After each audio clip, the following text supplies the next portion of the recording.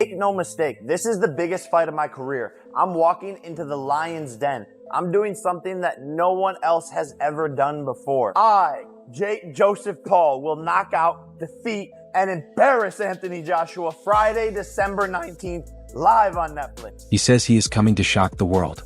He is coming to challenge Anthony Joshua. And he wants to show that anyone who doubts him is stuck in the past. Jake reminds everyone that every time people said he had no chance, he proved them wrong. They said he would never beat Anderson Silva, he did. They said he would never face real boxers, he did. They said he would never risk his record, yet he keeps doing it. It sounds like AJ's going to fight Jake Paul. I mean, if he's true to his word, if he really wants the fight, I mean, it's all very well saying, what did he say? I'll knock it, you know, he's got a weak chin. Jake Paul just spoke to Oscar there and said, Anthony Joshua has a weak chin, I will knock him out. Well, look, if he's true to his word, the fight will happen. Next. But whenever I know, but I can't believe, you know, and it's great that Tyson Fury's saying that Jake Paul's going to win, and people, I mean, like, maybe I've just lost my mind. But if they truly want that fight, you know, I reached out to Nikisa earlier, we're going to have a chat next week. If they truly want the fight, we can make actually the fight that does the biggest numbers in the sport. Forget Canelo Crawford. That doesn't even touch the surface of, and I can't believe I'm saying it, of AJ against Jake Paul. But if I can beat Jake Paul, then excuse my French, what the fuck is Anthony Joshua going to do to Jake Paul? I think my dad said that AJ could beat him with his prick, and I completely will back that up. Even if AJ had a broken arm in there, it still wouldn't go past a minute. To be quite honest with you, and as a safety aspect, there's no way that fight can go ahead. At the end of the day, my God, how good does it make me look? He gets beat by Jake Paul. That automatically makes me two-time heavyweight champion of the world, doesn't it? There's no proper way. I've got to laugh about it. How are we even talking about this? He got his nut boxed off by me a little over 2 years ago. And now all of a sudden, he's talking about fighting Anthony Joshua. It's like, come on. Like, you can't be serious. He can't beat me. I'm not Anthony Joshua, am I? So it's just ludicrous. Now he is stepping in with one of the hardest punchers in heavyweight history. And he says he is not scared. He believes Anthony Joshua is too stiff, too predictable, too traditional. Jake claims the new era of boxing belongs to fighters like him, fighters who are creative, unorthodox, and willing to swing until something lands. Well, my thoughts on it is that Jake Paul's had a lot of accusations over the years for a guy who's had no amateur fights. What's he had, about 10 or 12 fights? I'm not sure what he's had. And, you know, you look at the opposition he's had and people saying, when's he going to fight somebody? He stepped up. He's stepping up to a two-time world champion, a genuine heavyweight, a proper heavyweight champion, and an active fighter. And this is a big moment for him. And you got to take your hat off to him for that. As regarding AJ, I'm sure AJ's wants a fight back after that, that unbelievable loss he had against Daniel Dubois. That quite an emphatic loss. He wants to come back, get himself, dip his toe in the water. He's going to get paid a lot of money for this. This fight's going to generate a lot of money because for me, it's a fighter. Jake Paul's going to be a massive underdog against a big favourite, a big odds-on favourite. Can he do it or not? This is a car crash and people will watch it because that's what people do at car crashes. That's what this is.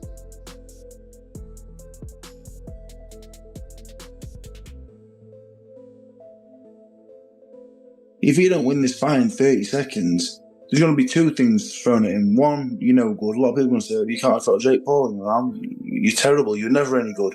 So they'll forget he was two-time heavyweight champion of the world. Who's the fellow that struggled with Jake Paul? And God forbid he gets beat. Imagine if he got beat, or he gets dropped, or the rest of his career count pretty much for nothing in most people's eyes. And the second thing is, if he does take him rounds, if he does hold him up, if he does play the game and get a few rounds in, and it's a bit of an exhibition style thing, he'll never be taken serious by most paying public ever again. So I just think it's a no-win situation for Anthony Joshua.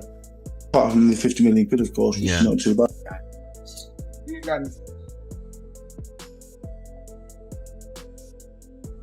Who the fuck is he fighting? Jay's good. I'm not betting on this fight. Joshua's good. People are laughing at Jake Paul. Analysts are calling this fight insane. Legends like Mike Tyson and Joe Rogan have already shared their thoughts, saying this matchup is unbelievable and very dangerous. Jake Paul is around 6 feet 1 inch while Anthony Joshua is 6 feet 6 inches, a former world heavyweight champion with knockout power in both hands. On paper this should never be close. But Jake Paul says that is exactly why he accepted it. He wants the challenge. He wants the risk. He wants the night when nobody believes in him so he can prove everyone wrong. Fight not happening. No, I don't. I don't regret anything. Life's too short for regrets. What do you think of Jake Paul calling him out? I think it's a good fight. I think it's a real 50-50 fight. I've got a problem with this one, because Anthony Joshua is a two-time world champion. Jake Paul's a YouTuber and doesn't deserve the right to be in a ring with Anthony. Well, don't buy the fight then. It's dangerous. We saw what Anthony Joshua had done to Francis Ngannou. This is a fight. I know, but what I'm People saying are going in there, their health is at risk. But the only reason they put someone in there in a ring. I know, Jay. And you say the only reason we're doing it is for money. That don't sit right with me. Fine, then don't buy it. Is Jake Paul at risk, and isn't everything about money, and who cares? Of course he is, but that's what bothers me, right? If Anthony Joshua was to do what he done to Ngannou, to Jake Paul, that's like life-changing injuries, potentially fatal. There's got to be some sort of contract being signed here, like, look, pull your punches a little bit, mate. If it was real, it'd be dangerous. But the annoying thing is people are going to go on about this as if it is real. And for me, it can't be. He doesn't have to get in the ring with Anthony Joshua for $50 million. He's got $50 million.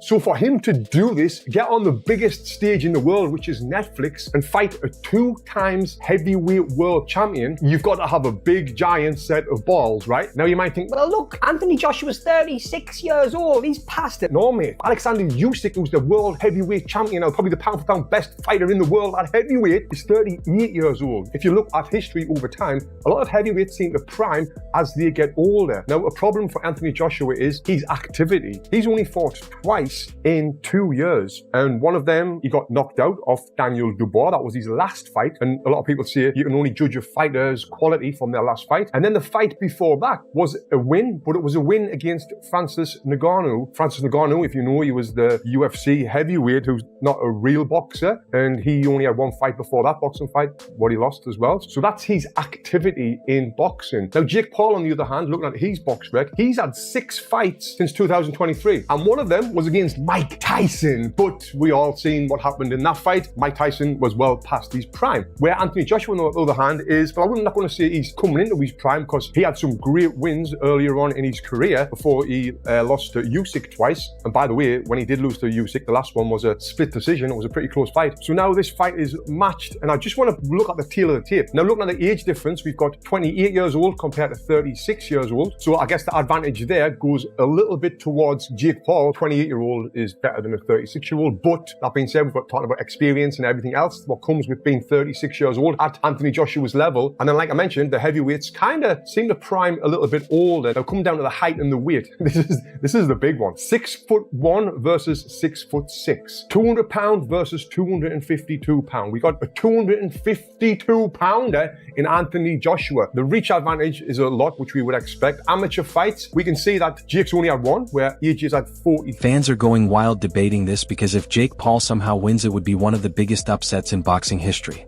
The big question is, how could Jake Paul actually win? Realistically, the path is very narrow but not impossible. He would need to survive the early rounds, keep moving, stay on the outside, make Anthony Joshua tire out, and hope Joshua makes mistakes or gets reckless. Jake would have to rely on timing, speed, and that looping right hand that has ended so many of his past opponents. If he can drag the fight into the later rounds, there is a tiny chance. That is what he believes. That is what he is training for. That is what he is betting everything on. Meanwhile, Anthony Joshua is being criticized for even taking the fight. Critics call it embarrassing, a clown show, a cash grab. But Jake Paul is using that as motivation. He says everyone underestimates him because they do not see what he is really aiming for. This is not going to be, curated into a little dance around exhibition. Could find himself in a way of getting seriously hurt here, like Francis Ngannou did. Francis Ngannou was an MMA fighter that got blasted out by Anthony Joshua. A fitter, more focused Anthony Joshua than the version that we've got now, possibly. But this, to me, is everything that's wrong with boxing. It's a money play, nothing wrong. I don't begrudge Anthony Joshua getting 50 million quid for an easy night's work. That's fantastic returns. Most people would take it. From the boxing world, Jake Paul is now a professional fighter. Whether we categorise him as a YouTuber or not, he's licensed to fight, which means that the governing body should be suggesting that this is not a fight that possibly they should be looking to sanction. Yeah, but they will, because the sanctioning fees will be enormous. Anthony Joshua will not lose his legacy like some people are suggesting, because no one will remember it in 2 or 3 years' time. If he embarrasses himself in there, they'll remember it. If he goes in and knocks him out in 30 seconds flat, or turns it into a little bit more of a sort of Jake LaMotta, Raging Bull, holding him up for a few rounds and then knocking him out, then people will forgive it. He'll get a big bag of money, which most people in the world would take, and move on. December 19th in Miami? Yeah. No. Do you know which fight I'm talking about? No. Fair enough. Oh, Jesus. That's a fucking bad idea. That's a bad idea. But let me tell you what. A lot of people watch that one. Will you watch it? Sure. You know what everybody's tuning in for on that one. I think everybody's going to get what they've finally been waiting for. In his own words, he is building an empire. He is creating a legacy and taking risks no one else in boxing would dare to take in December. The world will be watching. Is Jake Paul truly ready to step into a real heavyweight battle with one of the most dangerous fighters of the past decade? Or is this the moment where his hype finally meets a harsh stop? Whether people love him or hate him, they will watch. Because if Jake Paul manages even one moment of success against Anthony Joshua, the world will go crazy. And if he wins, boxing will never be the same.